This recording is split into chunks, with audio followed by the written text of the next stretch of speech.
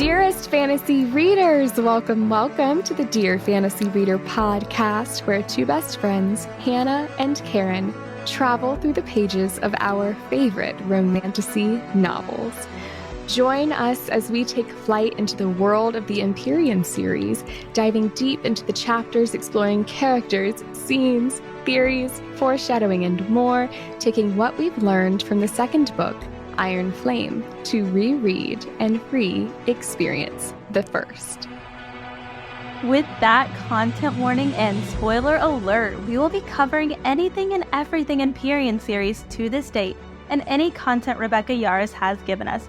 So if you haven't read both already, save this podcast, go do that, and we'll be here waiting when you are done. Also, due to the nature of these books, this podcast is rated R in content and in language. As Rebecca Yarros says, readers who may be sensitive to these elements, please take note and prepare to enter Basgiath War College. It gives me chills every time. First, some exciting things to share. We now have a Discord group chat where we can continue the conversation, theories, and fun. You can find the link to join in the show notes. Also, important reminder, this is the last week to enter the giveaway that we have over on our TikTok and Instagram for a Taylor Swift folklore cardigan, a Tortured Poets Taylor Swift signed CD, and copies of both Fourth Wing and Iron Flame provided by a Taylor Swift-inspired romance-only bookstore called The New Romantics. The giveaway will close in just a few days on August 31st, so run on over there. You do not want to miss out. If you are enjoying our podcast so far, please leave us a review wherever you are listening. Reviews go so far in helping us get the word out. Thank you in advance. Now, time for a quick refresh of chapters 10 through 12 of Fourth Wing from our personal scribe informant, Karen. We are introduced to the Gauntlet, a terrifying obstacle course designed to prepare the cadets for the skills they need to mount and ride a dragon, including balance, strength, and stamina before they are ready for threshing. The Gauntlet takes the life of the most prepared cadet, Orly, deeply affecting Violet, who vows to personally handle Orly's belongings. After burning Orly's things in a Devarian tribute to Malik, Violet finds Xaden, Garrick, and Bodhi returning from a late-night flight. Xaden quickly notices Violet's presence in the shadows and dismisses both Garrick and Bodhi so they can speak privately.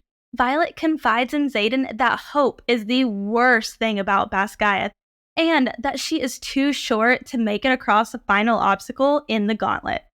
Xaden gives her the golden advice that the right way to overcome this obstacle is not the only way.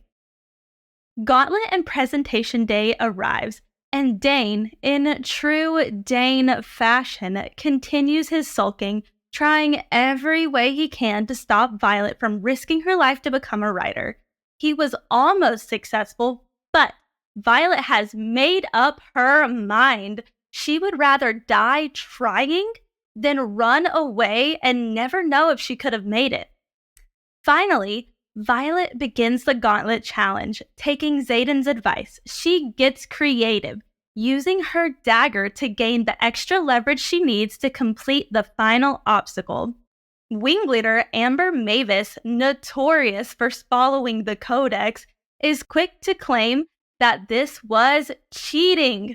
Violet, knowing the Codex better than anyone, recites a passage that establishes her dagger as part of her person since she carried it across the parapet. This infuriates Amber, but impresses the only wing leader we care about around here, Xaden Ryerson. Now it's time for presentation, where all of the cadets parade in a straight line in front of the waiting dragons who are willing to bond this year. Hoping to avoid getting roasted alive, Violet and her squad mates make conversation as they walk. At the end of the line, they notice a small, golden feather tail who is completely insignificant to our story. As the cadets head back to the starting line, indecisive prior is killed by one of the dragons who deems him unworthy. Suddenly, two green dragons take an interest in Violet, sniffing her as she walks by. She realizes they are drawn in by the scent of her dragon scale armor, recognizing they were made from Mira's dragon Time. Time? Yeah. Great job. Luca is torched by a dragon shortly after insulting Violet. Not that any of us really minded that. And the rest of Fourth Wing 2nd Squad are officially ready for threshing. Woo! So much actually happens, like action-wise, in these three chapters. So, drum roll, cadets, as we are officially crossing the gauntlet into our discussion and analysis section. So here we are walking through the major plot points and moments in the stretch of chapters, starting with Gauntlet Practice. Whew, starting off strong with some bonus content from Rebecca Yarros from my personal Rebecca Yarros Interviews archives. She recently said at the Emerald City Comic-Con 2024 that, quote, "The gauntlet was not in my original synopsis. I wrote an 8-page synopsis, and of course, when I plot, I'm like the weirdest plotter. I'm like a conspiracy theorist. So I have the plot line and the arc in each chapter, and then I have color-coded Post-its to tell me where the action is, where the romance is, where the secrets are revealed, when the Easter eggs are laid." I love this about her. So I can stand back from this 4x6 plot board and tell you which void a color is in this area. But I hadn't done that quite with Fourth Wing, and as I was writing it really fast, I had the plot lined up. I didn't realize I was missing action. So the gauntlet wasn't going to be there. And then I was like, yes, they have to have some way to prove to the dragons that they cannot just balance on their spine, but they can get up those high legs and they can do the combat on their backs, and that they can handle these rolling, dipping maneuvers. So that was never going to be there. It got added as I was writing, which never happens. End quote.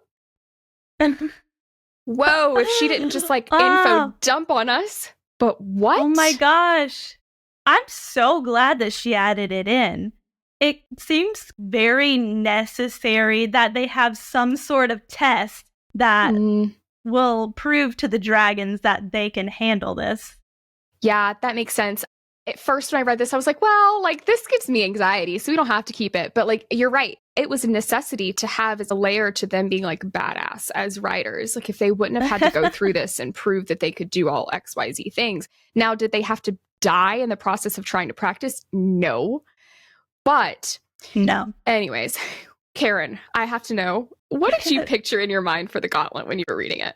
Not gonna lie, I straight up envisioned American Ninja Warrior. Same. But wait, no, same.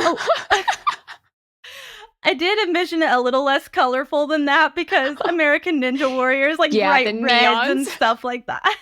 I love that this was a collective thought between us.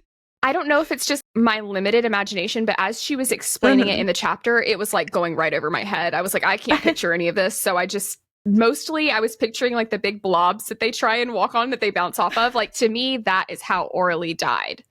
She fell off of one of those. Oh no.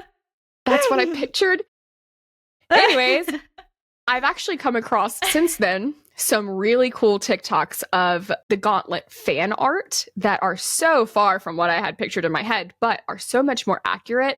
And we'll link those down in the show notes. I believe, Karen, you found one as well that you sent me. So we'll add both of those in there if you'd like to see what more creative people are picturing in their heads.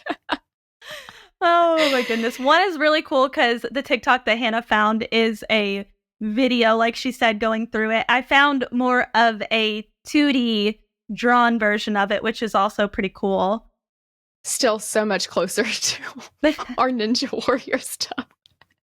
Now, our Ninja Warrior. I know we joke and we say Ninja Warrior, but Violet describes this thing as so terrifying that she actually considers for the first time taking Dane's offer to run off to the Scribe Quadrant.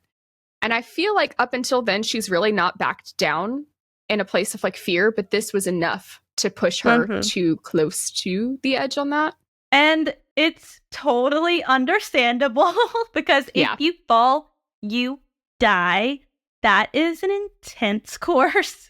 Exactly. And I want to actually talk about the irony in Orally dying on the gauntlet. When she was the most prepared out of any of the cadets, her dad was a retired rider and used to set up obstacle courses for her to practice on as she was growing up. This shows just how much it's all up to chance. And again, how the brutality of the Rider's Quadrant cannot solely be about testing skill. Because if that were the case, she would be the number one person to succeed. Yeah, it was super shocking that she, out of everyone, was the one to die. She had so much confidence going in and was like actually excited for it. And she just happened to get distracted by the dragon flying overhead. And as we know, if you hesitate for even a split second on this course, it can cost you your life. Even the fact that her dad was a retired rider is significant because that's pretty rare. That stood out to me on this reread. From what we're told, riders only usually live a few years, but this is explained as a result of Orly's dad being stationed at the Crovelin border in the southern wing. Orly even jokes about this, saying, quote, pretty much desk duty for all of the action that they see near the Crovelin border. And this stood out to me for another reason, though. That is one of the places that we know Violet and Dane grew up when their parents were stationed there. Remember in Chapter 4, when Dane Bird calls Violet, she thinks he's been using that signal since we were kids living near the Crovelin border, while our parents were stationed there with the Southern Wing. Now, this is how Dane became the expert of all of them in Crovelish. But something else feels significant here. Partly, why was a general stationed somewhere where they have no action so many years ago? That is a great question. And maybe they weren't as high in rank at that point in time, back whenever they were stationed there. Or there's several generals and they rotate where they are deployed. So could be that they needed a general there and they were the ones to go. I think for sure that's part of it. I just wonder, there's clearly a connection since she's referencing Crovelin and Southern Wing here directly. But it also stood out to me so much that I looked up the other mentions of Southern Wing, and I found two. First, Dane's dad, General Athos, mentions it in his conversation with Violet when she and Xaden run into him and General Sorrengail in the stairwell later in the book. He tells her, quote, Mira asked about you while we were touring the Southern Wing last month. So we know that Mira is stationed there, which is interesting considering her signet and how they would likely strategically place her where they felt the wards would most need support. But again, we were just told that they never see action there. Second, I then found that it was mentioned in the letter that Violet finds in her mother's office when they raided it for the last squad battle challenge, which reads, General Sorrengail, the raids around Athben have spread the wing too thin. Being posted beyond the safety of the wards comes with considerable hazards, and though I am loath to request reinforcements, I must. If we do not reinforce the post, we may be forced to abandon it, which we know comes into play when Violet visits Athben. We are protecting Navarian citizens with life, limb, and wing, but I cannot adequately relay how dire the situation is here. I know you receive the dailies from our scribe attachment, but I would be remiss in my duties as executive officer of the Southern Wing if I did not write to you personally. Please find us reinforcements. Sincerely, Major Callista Nima. So this is clarification that Athben is near the southern border, which borders the Crovelin province, and that is where the Southern Wing is.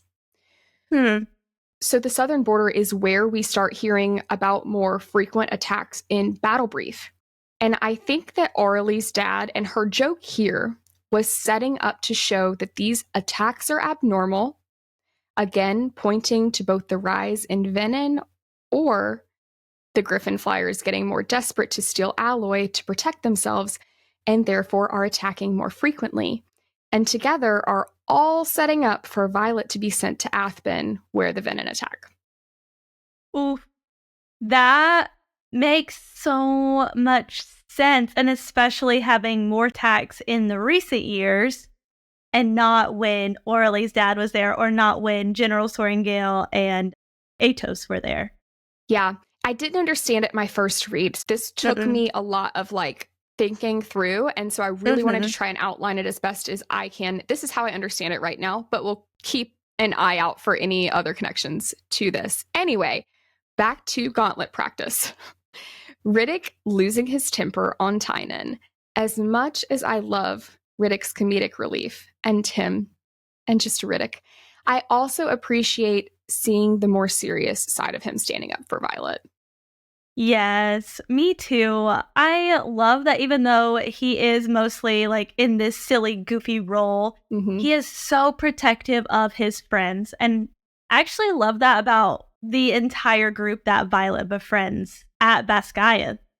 Same, because one of my favorite things to read about is Chosen Family. We've talked about this before, because that is who I consider my true family is Chosen. And so seeing this written out and the development, even in this set of chapters, is nothing beats it. I love it. And you know what I will also say? Even though Tynan, who's one of my very least favorite characters of overall, has been a complete ass toward Violet, she still encourages and supports him when he's struggling to get across the gauntlet. I love this about Violet. She's so supportive of her squad. He is a part of her squad. She will cheer for him and support him in this moment. Yeah, and you've said it before that one of the things we really love about Violet is that she gives people grace and humanity even when they may not deserve it. And this is such a great example of that. Yeah. Now, Sawyer perfected the gauntlet on his first try. This is his second year trying. And Luca points out that he was still passed over by all of the dragons at Threshing. So again, there is this gap in how these obstacles are rationalized and what the dragons are actually looking for. Right. I don't actually think the humans know what the dragons are looking for. In our chapter 5 through 8 episode, we talked about Violet's conversation with Professor Kaori, where he says, they choose for reasons they don't see fit to share with us. It's important for the cadets to be able to do the obstacles on the gauntlet, but I don't necessarily believe that's what the dragons are looking for. Oh, 1000%. And I really enjoy these moments where we aren't just told this, but we are shown it. And this is one of those. Yeah. Violet starts reciting some super significant info to calm herself down in true Violet fashion. That is filled with foreshadowing. She explains that we don't know much about Feathertails aside from the fact that they reportedly abhor violence and are not suitable for bonding, which we know is actually because they are baby dragons. I love the mention of they abhor violence. Yeah, Violet. I definitely missed the mention of Feathertails in my first read, but caught it on this second read and was like, oh my gosh, an Easter egg. Because it seems insignificant in your first read in the moment, but it's actually so important. Well, she drops so many dragon details in this way throughout that you just kind of chalk it all up to being as significant as anything else. But boy, was it setting up right here. Now, Rebecca Yarros did something unique here where she pointed out that the researcher, we'll come back to that, couldn't be sure because no Feathertail had ever left the Vale in their lifetime. Is this researcher her dad? But if it was her dad, that would mean that she was more familiar with his research on Feathertails than she has let on to us. But that would mean another researcher was studying feathertails specifically outside of Violet's dad. Huh. I don't know, it just stood out to me. What do you think it's her dad? I don't know. I just can't imagine that it wouldn't be mentioned that there was a second researcher on feathertails. Right. That's what leads me to believe. Yeah. It is her dad. Ooh, we'll see. Yeah. I don't know. We also get some orange tail info that is full of foreshadowing. Violet says that orange dragons, coming in various shades of apricot to carrot, are the most unpredictable of dragon kind and therefore always a risk. This has got to be foreshadowing Bade, an orange dragon, bonding to Jack and ultimately deciding to stay bonded to him after he turned venom. Oof. On your first read, did you guess that Jack was going to bond in orange because of this description? I was hopeful that Jack wouldn't bond at all. So, no, I didn't really think much about matching people to the dragons that early on. In retrospect, it stood out to me and I was like, oh, well, that fucking makes sense. But no, I have this thing where sometimes world building information can get too much to think through without other context. Some of the dragon info kind of was like, okay, I'll come back to this when I have points of reference for these details. So, yeah. Meanwhile, on this gauntlet, Orly's having a blast over here. She says, this is the best, right before she falls to her death. Not due to a lack of skill, but because she was startled by a dragon flying overhead. This one hits Violet hard. And for all of the reasons that we love her, Violet makes sure that her belongings are treated as though they belonged to someone. She's treating her humanely, rather than letting the school burn her things as just another dead cadet. And you said it. This is one of the reasons we love Violet. She's got such an empathetic heart. She wasn't even very close to Orly, but decided to be the one to take her things to the burn pit. And I also think it hits really hard for Violet because she was the first person to die from their squad. That's true. I think especially when we see her at death roll and how much it affected her. Oh boy, is she in for it. Anyways, right after this, we find that Xaden, Garrick, and Bodhi just flew into the courtyard on their dragons. And Violet questions, from where? Now, in Xaden's Chapter 9 POV, he thinks to himself, quote, she takes a fighting stance and I forget the members of second squad surrounding the mat. Forget the mission I'm due to fly this weekend, focusing solely on her. End quote. So he's vague about this mission, but based on Bodhi saying there has to be something more we can do when they're walking on the courtyard after their mission, we can infer that this is a mission they were on to smuggle alloy daggers out to the Griffin flyers. Ooh, yeah, it has to be something along those lines because he says similar sentiments about the Griffin flyers later. Yeah. Well, and we've also talked about before, like, when do they sneak off to do these missions? Like, when do they have time? And so I suppose they had time. I don't know if it was because everyone was distracted by presentation day or like, I don't know how they fit all of this in, but here's an example of a mission. Right. Interestingly, Xaden seems to sense Violet, who is eavesdropping in the shadows, with his intensic signet before he senses her with his shadows, even though she's described as sitting back into the wall of darkness before she felt her scalp prickle. But the moment she feels the prickle is when Xaden tenses and knows that she's there. So this kind of threw me for a loop because what does this say about his shadow limitations? Because that was a whole conversation between Bodhi and Garrick after she entered the shadows, before he sensed her intentions and tensed up like he didn't know she was there. Could he have realized that it was Violet and then let her into the shadows? I just don't think that his shadows are extremely limiting. I didn't think so either, but based on the way that Rebecca wrote it, she intentionally says she slipped into the darkness. Right. But when he notices she's there, he stops. He tenses up and tells Bodhi and Garrick immediately to go away. And it's not like she was thinking like any intentions there that could be like the concerning thing that made him tense. I have no doubt that right there is where he found out. Can he use signets at the same time? Maybe he was already looking, like surveying for people's intentions around and then caught hers in his like radar. I don't know. And I honestly, until this very moment, hadn't considered that maybe he can't use both signets at the same time. I didn't think that his shadows were very limiting because in chapter 32, Xaden is sitting on the parapet and he tells Violet, "I wield shadows violence. I'm just as safe out here as I am in the courtyard."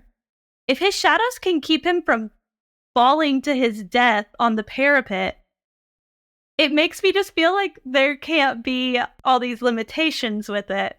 Well, I think in that situation, we know his shadows can be moved and manipulated, but we don't know like the extent that he can hear things with his shadows or like feel things. But I've always assumed, especially, I'll talk a little bit about this later, but I've read fanfic of Xaden's point of view where the shadows hear a lot. So I've kind of made some assumptions in this. Yeah. But I think also no matter what he says to Violet about his shadows in Fourth Wing, we have to take a little bit of a grain of salt because he does to some extent use it to cover up his abilities with his intrinsic signet. That's so true. But then it just leads you to believe like there's got to be some limitations here that this specific scene, the specific scalp prickle implies that he was actively using his intrinsic signet instead of his shadows, and not using his shadows cost him a whole 3 sentences between the boys before he noticed. So I don't know. Listeners, if you have any thoughts on this, we'd love to tease it out with you because I'm really curious. And I think we'll get more context in future books about that for sure, especially if he can't use but one of them at a time. And then that would lead to the question, again, all signets are different, but can Violet use 2 at the same time? Yeah. Or, oh, wait, I just had a thought. Violet has 2 dragons whose power she's channeling from, right? So she could probably use those. Xaden's is all from the same dragon. So when he has 2 signets channeling from the same dragon source, is that like half of the power of Sigale? He could probably burn out. He probably has X amount of power and no matter like uses a chunk of it for intrinsic, a chunk for shadows, like is closer to burnout. Whereas Violet would have literally double, like 100% for each of her signets. Okay. That is a tangent I am glad we went on because, whoa. Yeah. All right. This is why I wanted to have this podcast because I love those moments where we just like get to talk it out and bounce things off of each other. And then bam, here's an epiphany. We're like, what? Oh my gosh. I'm going to have to think a little bit more on that one too. Okay. This could be a stretch, but I wonder if the scalp prickles are Xaden entering her mind to read intentions. And after the first prickle, where he's already entered, he's already read it for that like X amount of time, he can continue to read them from that moment without another scalp prickle. It's possible. Just throwing out these brain teasers for you all. What made me think this is when Vi tells Xaden she doesn't care where he's been, she thinks in italics, awesome, just in time to practice on the gauntlet tomorrow. And he cocks his head to the side and says, "You really don't, do you?"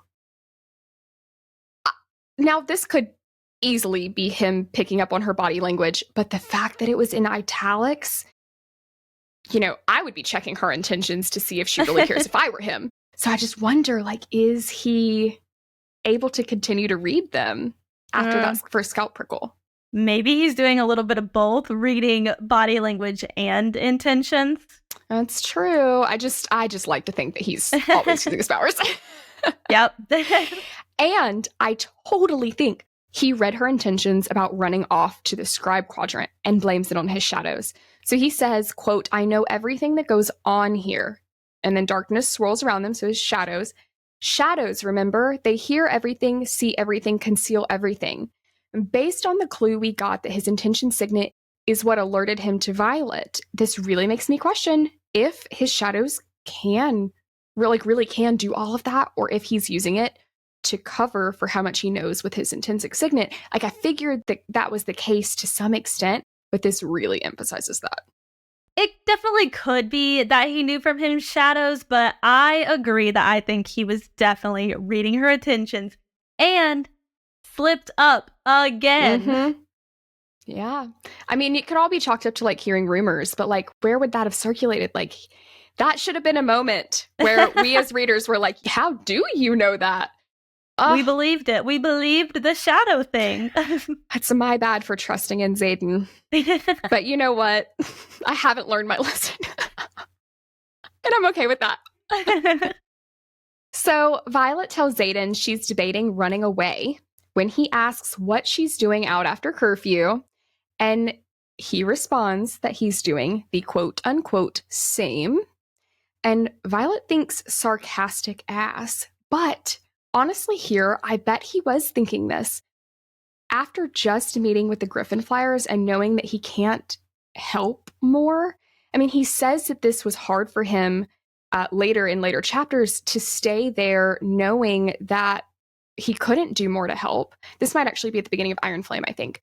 But that it was the best way to help them because they wouldn't have access to the daggers if he leaves, they being the revolution. I kind of think that he was being honest with when he said same and not being sarcastic. Which just goes to that, like, Violet's perspective on certain things, like, we really have to take it with a grain of salt. Yeah. And I think his POV last episode shows that. Yeah, and you said when we started this podcast, we learned how unreliable of a narrator that Violet is. Yeah. And I knew that about a book, right? There has to be some growth somewhere, but damn. Yeah. Then Xaden gets all ooey gooey and says, quote, I can barely count the number of people in this quadrant who want you dead, either as revenge against your mother or because you're just really good at pissing people off, but you're still here, defying the odds. Shadows wrap around me, back to Violet, and I swear I feel a caress along the side of my wounded cheek. Quote, it's been rather surprising to watch, actually. And Xaden would know more than anyone how many people intend to kill her. And then the caress. He's like hugging her without actually touching her. The caress along her cheek. Oh my gosh. He's comforting her when just a few months or even weeks prior, he wanted her dead. First of all, we love romantic development. But yes, we do. How did Violet not, like, first of all, I would have fallen. I've already said this a million times, already fallen. But if there was any moment up to this point that I hadn't, this would be it. What do you mean? He's using his powers to caress you and you still, like, are all in down bad? Because I am, and I'm just reading the shit. Yeah. Oh my gosh. I don't know how she didn't realize that he did not want to kill her and that something was a brewing. So far away from the truth. Now, Xaden has a little tough love moment with Violet that is super confusing to her, understandably, but it actually works. And she starts thinking outside of the box because of this tough love little pep talk. There is one part that really stood out to me about what he said here.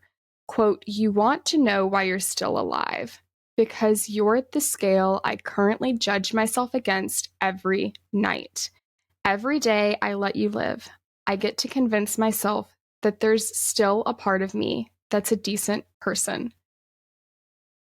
These lines gave me morally gray chills. Oh my God. Is he convincing himself of this? That's the reason he's keeping her alive? It's got to be part of it, right? Yeah. Like, he really does struggle back and forth, but he's still so in denial. I mean, they have to be. That's the progression of the book. They can't just like immediately fall, right? I get it. But I love those moments. Just like I'd have a whole book of all my favorite moments. And it's literally just Xaden talking. Xaden's point of view. Xaden and Violet. Banter. The end. Melt. Anyways, so Violet continues to contemplate running to the Scribe Quadrant before risking death on the gauntlet. And while she explains that her mother catching her is part of it, she thinks to herself that, quote, most importantly, if I go, if I hide, I'll never know if I'm good enough to make it here. And while I might not survive if I stay, I'm not sure I can live with myself if I leave. And this is the moment where I truly see Violet shift from being a scribe to a writer. Most definitely. I totally agree with that. Just in time for presentation. On presentation day, it starts with like a whole bunch going on. We just made it across this huge climax of the gauntlet, and then all of a sudden we're thrown right into another huge scene where cadets aren't falling off of the gauntlet, but they're being roasted by dragons. And I finally, before we get into all that is, I finally ran into something I'm unsure of its significance. When Vi and Rhi are talking about the history test that they have tomorrow, Vi mentions the Treaty of Arif. Violet says, the agreement between Navarre and Krovla. Remember that. Keeps coming up. For mutually shared airspace for both dragons and griffins over a narrow strip of the Esben Mountains between Somerton and Drathus. This is clearly setting up an explanation for something, so we will keep an eye out for that because I don't know what that something is, even though I looked up keywords in here. We'll keep an eye out, and if anyone listening has an idea for where this comes into play, please let us know. It's another rabbit hole I'd love to go down. And I feel like I've been pretty easygoing on Dane this reread, but he really pissed me off before the gauntlet. He tried again to get Violet to run, and she says, I can't, any more than you could leave Kath and run to the scribes yourself. Dane responds, that's different, I'm a writer. That just shows how Dane has never seen her as a writer, never even gave her, and the idea of it, a chance, as opposed to Xaden, who is in awe of how well she's doing and thinks that she can figure it out. He doesn't even tell her how, he lets her think of that himself. Now, to be fair, Dane is definitely letting his fear of her dying lead him, and I can understand a level of that because she does matter a lot to him. I understand to a certain extent, but also agree with Violet when she tells Dane that she has made it this far, and that's more than she can say for a fourth of her year. He just needs to give her more credit, because that in itself is kind of a big deal. Yes, and I love that Violet acknowledges that staying in the Writer's Quadrant is a choice she is making at this point, rather than something she is being forced to do.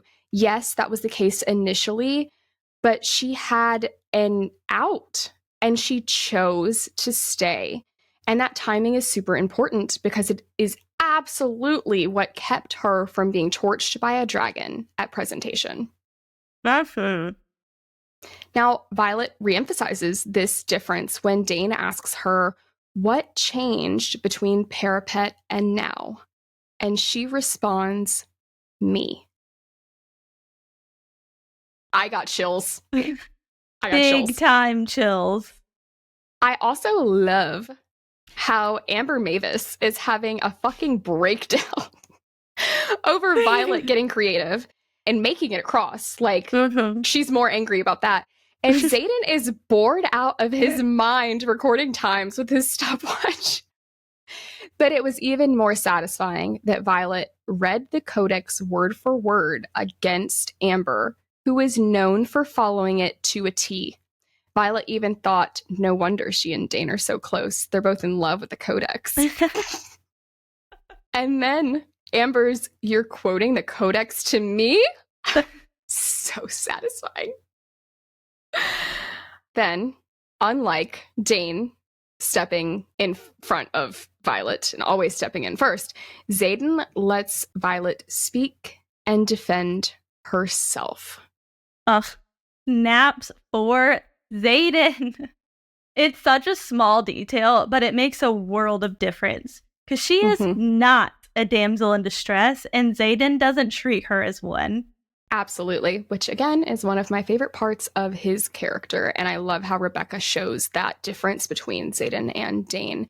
But what I wouldn't give to be in Xaden's head when Violet explains that her dagger is a part of herself per the codex, because it reads, his eyes flare and I don't miss the hint of a smirk on that infuriatingly decadent mouth.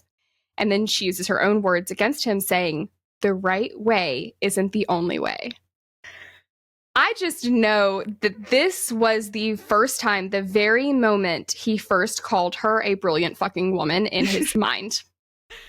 This was it right here. Yeah. I love how he refers to her as that. And then in her mind, she refers to him as beautiful fucking asshole. Totally foreshadowing him eventually. I think, is it in Fourth Wing, or maybe it's only in Iron Flame where he calls her a beautiful fucking woman? But that foreshadowing comparison to what she said about him, yeah. We love it. Amber Mavis then yells at Violet, you think like a scribe. And she definitely meant it as an insult, because writers think that they're above everyone else, including scribes, maybe especially scribes. But thinking like a scribe continuously keeps Violet alive. Exactly. It isn't an insult, because thinking like a scribe is one of Violet's greatest strengths as a writer, and sets her up to become not only the most powerful writer of her generation, but also a much better asset, and I imagine eventually a much better leader for the revolution. Love it. On to presentation day. We went from one of the most intense climactic scenes on the gauntlet, all this buildup, and then straight into another with like dragons torching cadets left and right. And holy moly, I said that gauntlet gave me anxiety. Could you imagine walking in front of 100 massive dragons who average at 25 feet tall? Something I didn't notice on my first read. Yes, that's the average. So Terran's even more massive than that. Hoping not to offend them with your existence so they don't torch you? We all know that I would not have made it this far, but if by some miracle I did, I think this is where I would die. Oh my goodness. I don't think I would have been as indecisive as prior, but I think I would have had a similar vibe in scared of everything, and that would make the dragons just torch me. Yeah, I definitely wouldn't have made it past the gauntlet, but I would have walked a hell of a presentation day. Right off the bat, we are getting instructions for all of the things that these cadets have to do in order to try not to offend these dragons. And Garrick is the one giving it. And Violet mentions Garrick's patches on his uniform. Flame section leader, and 5 advertising his skill with a multitude of weapons. But she doesn't say whether he has a confidential signet patch. This was clearly intentional, yet we still do not know what Garrick's signet is. But according to Skyfall Scotland on Tumblr, Rebecca Yarros said in a Sydney panel in June that we will find out what it is in book 3, and that she loves it. Oh. This means we'll be looking out for any and every hint we can possibly find as we go through both books to see if we can figure out what that could be.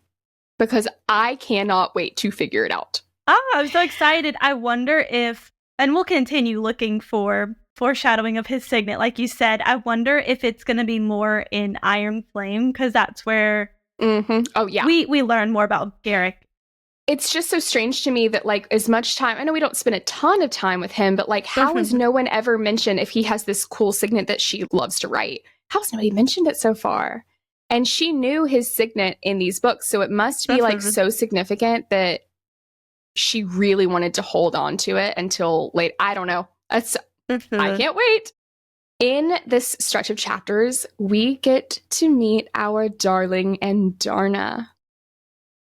So before Violet's squad even starts walking for presentation, they're told that there is a Feathertail that has joined. Many of them scoff to the point where Garrick has to tell them to relax, that Feathertails never bond. This part actually pisses me off because the majority of these cadets would find it insulting to bond a Feathertail rather than an honor that a dragon would even find them worthy to bond at all. Especially considering she makes a total of 101 dragons willing to bond, and there are 169 cadets walking for presentation. So not all of them will even get the chance to get a dragon at all. They would be lucky for Andarna to bond her.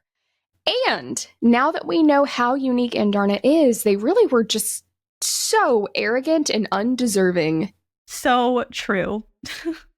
But importantly, the reaction of the cadets tells us a lot about how the Feathertails are perceived. At this point, humans know very little about Feathertails.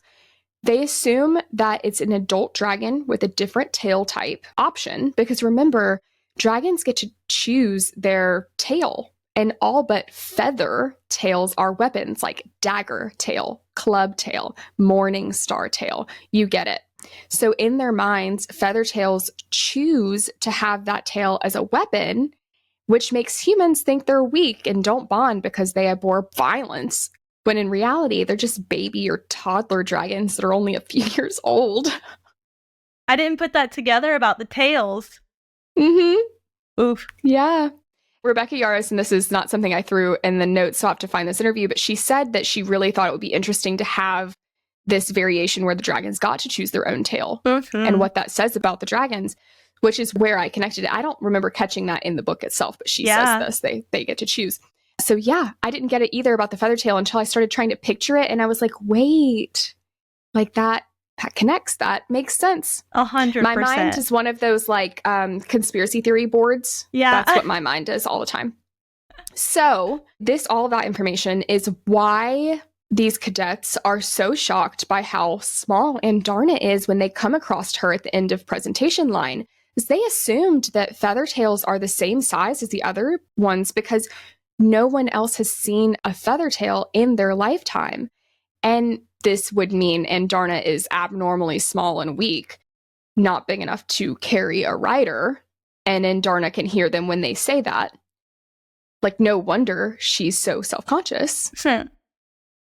But Ree even says, it's full grown. There's no way the other dragons would allow a baby to bond. So Ree, being her smart self, connects this and then, brushes it off. Understandably, no human alive has ever seen a baby, she says. Boy, was that foreshadowing. Holy moly, it was right in front of our faces. This is one of those moments where we are told what to think by a character who has no idea what they're talking about. And I now trust nothing they say. Unreliable narrators. But then Tynan and Luca start throwing insults at Andarna, comparing her to Violet. And it makes so much sense that Andarna can't breathe fire, because she hears all of this and definitely would light their asses up. Like, Tynan would have been no more if she could breathe fire. And I want to know why no other dragon torched him after hearing him say he wanted to kill her. I don't understand. Were they mad because she is a baby and they knew she wasn't supposed to be there? But to risk a cadet, because that's Tynan is the one that then goes after her with Jack. So it's like, they torch for all other reasons. Why not just take them out, just in case? Right. Like, they don't really have like an affinity for the humans and keeping them alive to begin with. So I don't know. I don't understand. Anyways, we may never understand that. True. So this is the moment when I doubted my first instinct that Violet would bond Tarn, the black dragon we'd heard all this stuff about, because it felt extremely obvious that this little golden feathertail would bond her. And I love this because it made the surprise of Tarn showing up at Threshing so much better, and of Vi getting to bond both of them even more satisfying. Because then I was like, right about both. Yeah. I was telling you in our chapters 5 through 8 episode that I did not realize that Violet would be the one to bond to Tarn on my first read until it happened. But I did think that she would be the one to bond to Andarna on my first read just because of the way they described her. It was very similar to how they described Violet. And I was like, oh, this is her dragon. Oh, yeah. And another point on Andarna that we talked about in episode 2, our groundwork episode, is that Rebecca Yarros did not initially write the Empyrean series plot with Andarna in it. She was added because her editor wanted Vi to bond a smaller and weak dragon like herself, which we will expand on next episode during Threshing. But I think that's important here because I interpret that Andarna was written in after the first draft was complete and it went to her editor. So that would mean that Andarna would not have been at presentation. Yeah, I think Andarna adds so much to this story. And at presentation, when everyone sees her, and Luca and Tynan are calling her a mistake and weak, and our lovely and amazing friend group sticks up for Andarna. And I think that this, along with Violet's compassion at Threshing, which we will get into next week, like you said, shows us that some dragons are not just looking for a ruthless cadet to bond. Yeah, absolutely. So we learned that part of what the dragons use to judge the cadets is how well they get along with each other. And they can tell this by them talking to each other as they walk for presentation. This is for sure why Luca died. But how did Jack not get torched for this? Like maybe it's because he became friends with the people in his squad. But what about Tynan, who was being an arrogant ass the entire time?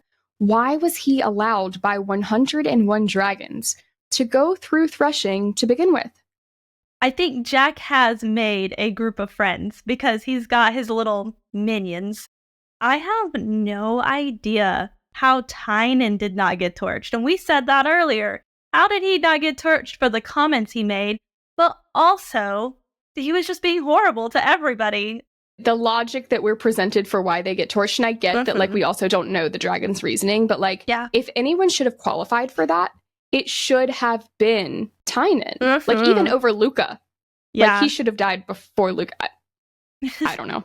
I did think that this was a really special moment for Rhi and Vi's friendship whenever Violet notices Rhiannon's nerves and starts to talk about her family. This is one of those moments when we get to see how much Violet looks out for the people that she loves.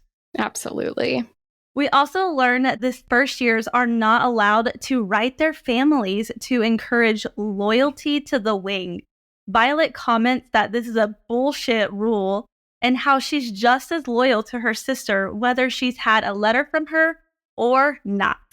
And I have to agree with her on this. Most of the time, I talk to at least one, if not both, of my sisters every single day. But there have been times where I haven't been able to talk to them as much, but we're always just as loyal to each other. And she's right.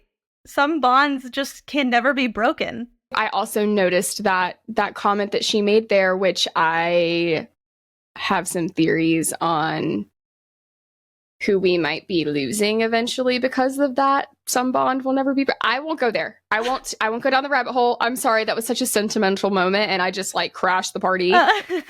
But that is why that line stood out to me this time. That I agree. It's so strange that the rationale is that it makes them more loyal to their squad and Basgaiath and Navarre itself over their family.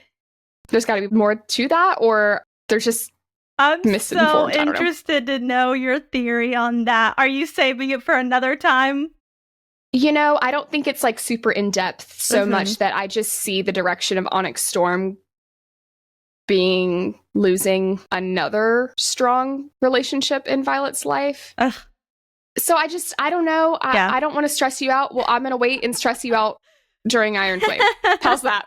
Deal? Good. Because Iron Flame's not stressful enough, so please add more. I got you.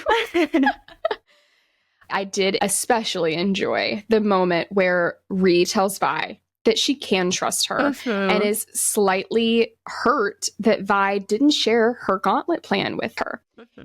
Vi explains she was just protecting her because that's just what friends do, and this parallels a large part of Iron Flame until Violet realizes that she needs to give Ree the agency to make her own choices in what to be protected from. This was a really amazing thing to watch play out in their relationship between the books. And I really hope that we get even more of their friendship in the next 3. I keep saying that, and I will never not. I love reading about their relationship. I do too. I really would love more on that. And really looking forward to, since Violet has shared, I think, almost everything with her now, really looking forward to how their friendship grows, but how Rhiannon can help her with stuff going forward. Absolutely. Like working as a team rather than Violet constantly hiding things from her. Yeah. Which we'll get to in Iron Flame. Another significant topic is brought up in Violet's efforts to make lighthearted conversation while they're walking: the fables of Wyvern. This is the first time we really get let in on what Wyvern are, how they are like dragons, but bigger, which is something I missed on my first read. I don't know if you realized that. They're bigger than dragons. I missed it too. What we do know, they do have 2 feet instead of 4, but I hadn't paid attention to the fact that they have a mane of razor-sharp feathers streaking down their necks, and a taste for humans, unlike dragons who think that humans are a little gamey. So Wyvern actually eat humans, whereas dragons just torch them, and I have a feeling this is going to come back to like a Wyvern eating one of our favorite characters. But I'm really trying not to go there today, guys. I'm really trying. Now, Luca's assumption that they were an elite squad of griffins shows that these cadets really think the worst thing out there are griffins. And boy, are they unprepared. Oh, sorely unprepared. I also found it interesting that Rhiannon's parents told her about the fables when she was young. She says that they would tell her and her twin sister that the Wyvern and their eerie-eyed venom riders would take them prisoner if they took treats they weren't allowed to have. Is this the first clue we get that venom have strange red eyes? I think you're right. I think that this is the first time that it's mentioned. I feel like I would have noted this in previous chapters, so I do think this is the first. Anyway, Violet explains that her dad used to read her these stories before bed every night, and this was such a great way for her dad to prepare her, repeatedly telling her stories growing up in a way that she would remember. Then we get context about people turning venom when they channel directly from the source, which Vi says her dad explained to her after she freaked out when she was little, thinking her mom had turned venom because her eyes were bloodshot red. This, to me, seems like it is not an insignificant throwaway line. This line is actually the most compelling evidence that General Sorrengail was a venom, and a lot of people have used that for their theory that she was.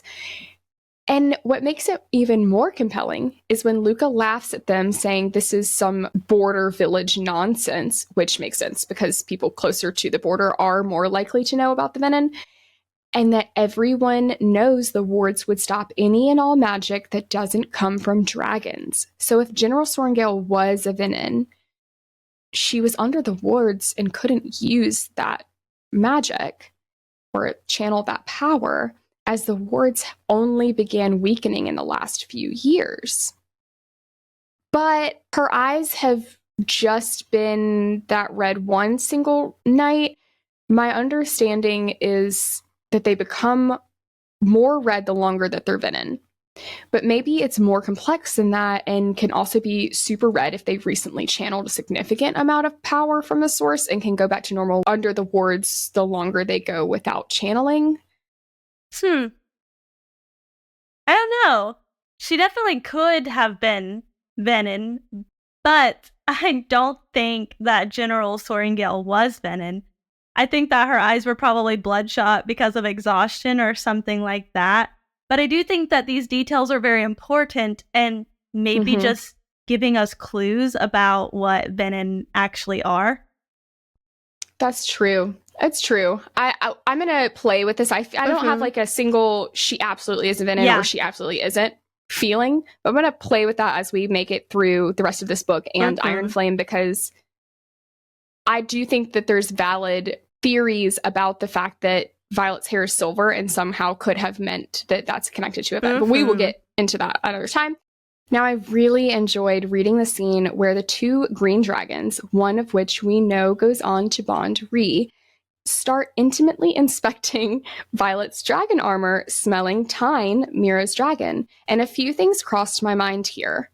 This is another instance where Vi uses her mind to get out of a situation that many other cadets would not have made it out of alive, because Professor Kaori did not teach them how to disengage from dragons.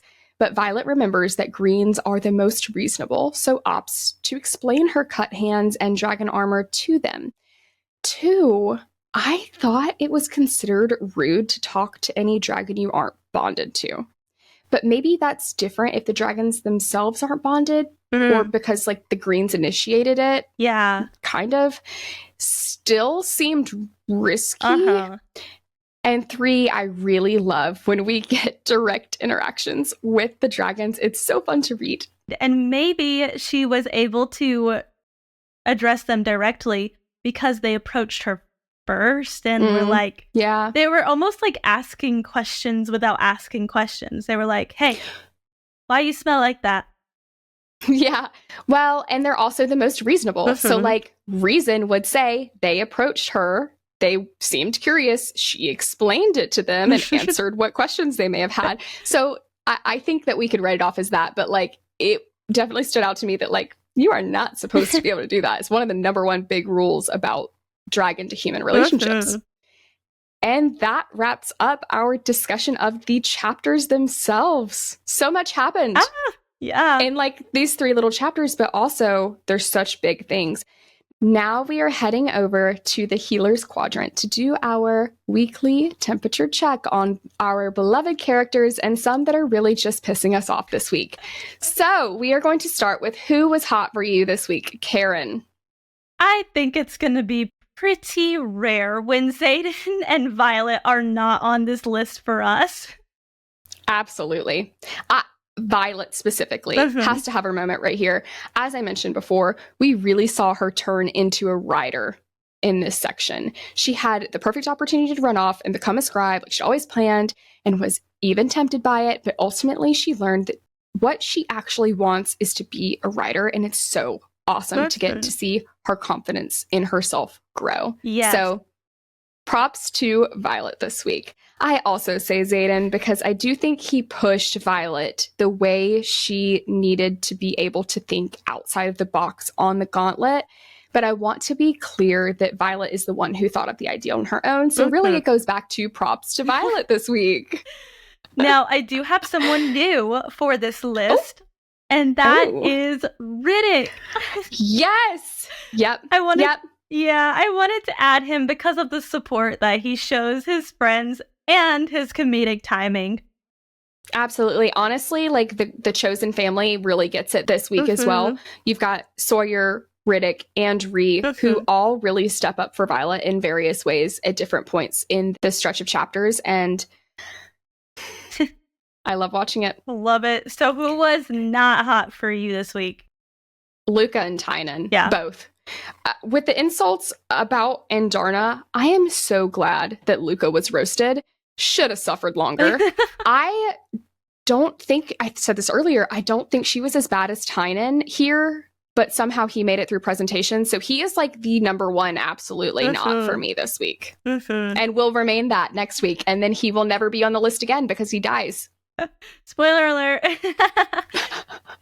Agree. But also Amber Mavis.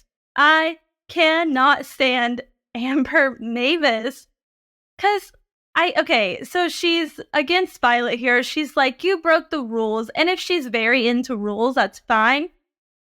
But she's just, the way she comes at Violet, it's like Mhm. she's already got something against her. She doesn't think she should be there either. And I wonder what that could be. Who knows? I wonder if it has anything to do with Dane. Probably. Anyways, I don't like her. Her and Zane deserve each other right now. I agree, but I just felt like she would want to be somewhere on the list, and I just thought, you don't deserve it. So I didn't even add her, but she's in the knot. I agree. On to our favorite moments. Let's bring some positivity back up in here. I've got a couple. Yes, tell me. Violet acknowledging to herself that she wanted to become a writer. That's there. I've covered that. Violet defending Andarna. Oh. And then, of course, her core chosen family coming in behind her and doing the same. And then her bonding moments with Rhi during presentation. Love. I loved them every moment. One of my favorite moments was when the green dragons approached Violet because they smelled Tyne. It reminded me of whenever I come home from petting somebody else's dog and Lady, my dog, cannot stop sniffing me. That's actually so funny. She's like, hey, who'd you pet? Who'd you cheat on me with? On to our favorite quotes. I've got a couple I'm going to throw out. You think like a scribe. I know this was meant as an insult, but again, it's the opposite for Violet, who responds, I know. Perfect response. Similarly, Vi's sass when Dane tells her, I don't know if I can watch. And she responds, then close your eyes. Yes. And my third one is yours, so I'm going to let you share it. Yes. My favorite is when Violet runs into Xaden after burning Orly's belongings, and she asks him if she's going to kill her. And she says, I just need to know what my chances are here. And Xaden replies, that's the oddest way I've ever been hit on. Can you tell we just really love like the sassy, snarky comments? I love them. Love it so much. Time to join our riot as we take flight into our overarching questions and theories section, starting with what do we think Xaden was using his powers for at moments of scalp prickling? Now, we only counted one moment of scalp prickling in chapter 10 when Violet is coming back from burning Orly's belongings. Yes, and we touched on this before, but I don't think he intentionally did it knowing it was Violet or looking for something specific. I think it was him using his signet to take a survey of the people around and found her with it. Why this wasn't done with his shadows, again, I still don't know. Really, this choice on Rebecca Yaros's part makes me think that his shadow signet has more limitations than we were first led to believe. So we could cover with second signet, but I don't think he was looking for anything specific there. Yeah, me neither. We also look for moments when he may have used it on others, but there weren't really any significant moments where I felt like he was using it in any meaningful way on other people. No, I agree. Similarly, with Dane reading memories, we didn't catch any moments of Dane touching Violet's face in these chapters. We actually didn't get a ton of Dane at all, which is so nice. Because he barely spoke to her because he was mad at her. So he didn't really touch her. You know, that's the one thing I am grateful for. So we didn't have much Dane. Now for our theories portion, I just have one this week. We had two moments where the Malik ritual of burning the deceased items after they die were mentioned in this section of chapters. First, when Violet throws Orly's pack in the burning pit, she refers to it as a tribute to Malik. Second, the chapter 11 epigraph, which reads, "It is a grave offense against Malik to keep the belongings of a dead loved one. They belong in the beyond with the god of death and the departed. In the absence of a proper temple, any fire will do. He who does not burn for Malik will be burned by Malik." Major Rorley's Guide to Appeasing the Gods, 2nd edition. So this is really the extent of info that is behind this ritual that Navarians have of burning all of the belongings of the dead. always referring back to it being for Malik, insinuating that there is some sort of consequence to not burning the items. What does it mean to be burned by Malik? What happens if items aren't burned? This stands out so much to me because whatever the consequences are to not burning the items has to come back into play in some manner. We know of several people who have died whose things were not burned, including Violet's dad, if the Fables book counts as his, or his Feathertail research, which is in some unknown location to anyone but Violet, seemingly, and Liam with his letters to his sister. Now, I have a theory on this, but I don't know how much I believe it. Mm-hmm. I'm just trying to come up with what it would look like for this to be significant, to give you guys like where my mind is going with it. I wonder if resurrection or someone contacting the dead does end up being a thing, but you have to have one of their items to do so. Like if Vi needs to know where more of her dad's research is, or speak to one of the first 6, specifically Lyra, who wanted the ward's information to be shared, maybe there is a way to contact them if she has one of their items. I don't know. There is a theory that Violet's second signet is speaking to the dead. Think Liam during the interrogation scene in Iron Flame, but Rebecca Yarros has said that she was completely disconnected from both of her dragons, so could not channel, which debunks that. Mm-hmm. And she says that bringing people back from the dead cheapens the death of characters, so I don't fully believe that my theory here is true, but I do think that this burning items of the dead ritual for Malik will come up in some significant but similar way to this. I kind of like your theory, but I also don't know how much I believe it. Rebecca Yarros is making sure that we know it is super wrong to not burn the belongings of a loved one, and I do think it will come up again. Yeah, it's got to be something significant. Now, listeners, if you have any ideas on what this could be, please reach out, comment below, send us an email, or we can continue the conversation over on our Discord chat, which we have linked down in our show notes. We would love to talk more about this and any and all things Empyrean with you all. And that wraps up chapters 10 through 12. Thanks so much for listening. And don't forget to join us next week where we will deep dive into chapters 13 through 16, plus Xaden's chapter 16 POV. Also, if you are enjoying this journey with us, we would love it so much if you would leave us a review and share this to all of your Fourth Wing friends. As always, we encourage you to email us all of your thoughts, theories, and suggestions to dearfantasyreaderpod@gmail.com or drop them below if you're watching on YouTube. We want to hear it all. Don't forget to subscribe to our YouTube and follow us over on TikTok and Instagram. We are currently doing a huge giveaway that ends this week on August 31st. Until next week, dearest fantasy readers, prepare yourselves for threshing as we continue our journey through the Empyrean series.